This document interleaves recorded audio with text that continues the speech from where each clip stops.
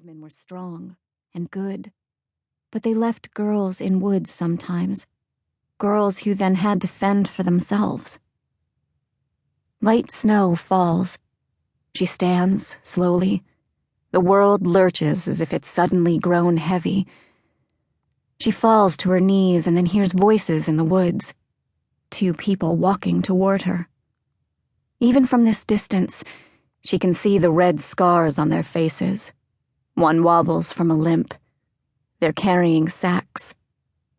She tugs the scarf over her nose and mouth. She's supposed to be found. She's a foundling. She remembers this word was used in the room with the bright light. "We want her to be a foundling." It was a man's voice, quavering over a speaker. He was in charge, though she never saw him. Willix. Willix, people whispered. People with smooth skin who weren't fused to anything. They moved easily around her bed, surrounded by metal posts where clear sacks of fluid were clamped and dripped into tubes, among little beeping machines and wires. It was like having mothers and fathers, too many to keep track. She remembers the wide light in the room, its brilliant bulb, so bright and close it kept her warm. She remembers how she first ran her hand over her skin, and when she touched her stomach, it too was smooth. Her navel, the thing her mother always called the button of her belly, and what the voices in that room called her umbilicus, was gone.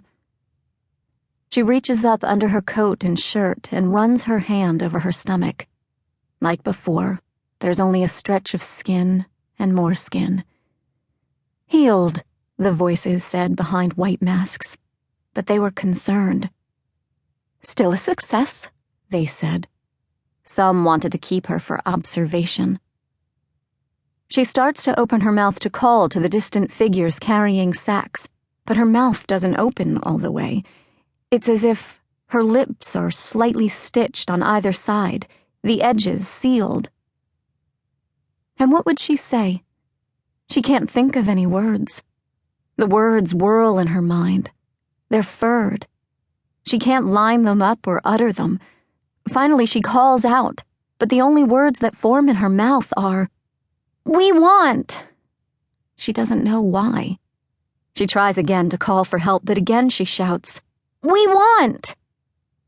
They walk up, 2 young women. They're pickers. She can tell by the warts and scars on their fingers. They've touched a lot of poisonous bulbs, berries, morels. One of them has silver prongs, like those on an old fork, in place of 2 of her fingers. She's the one with the limp. And her face, though seared a deep red, is strangely pretty. Mostly because of her eyes, which glow a golden orange like liquid metal, stained by the brightness of the bombs themselves. She's blind. She clutches the other picker's arm and says, "Who's you?" It sounds like a bird call. The girl heard birds in the bright room, recorded and piped in by the unseen speakers. Cooing, the girl thinks. And then she hears other birds in the woods. These birds have the kinds of calls she grew up with. Not clear, sweet notes as in the bright room, but scratches and rattles. The 2 young women are scared of her. Can they already tell she's different? She wants to tell them her name, but it's gone. The only words in her mind are fire flower. That's what her mother used to call her sometimes. Born from fire and destruction, she took root and grew.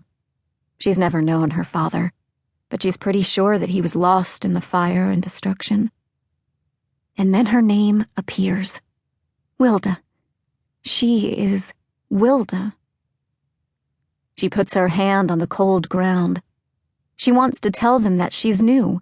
She wants to tell them that the world has changed forever. She says, "We want our son." The words startle her. Why did she say this? The young women look at each other. The blind one says, "What was that? Whose son?"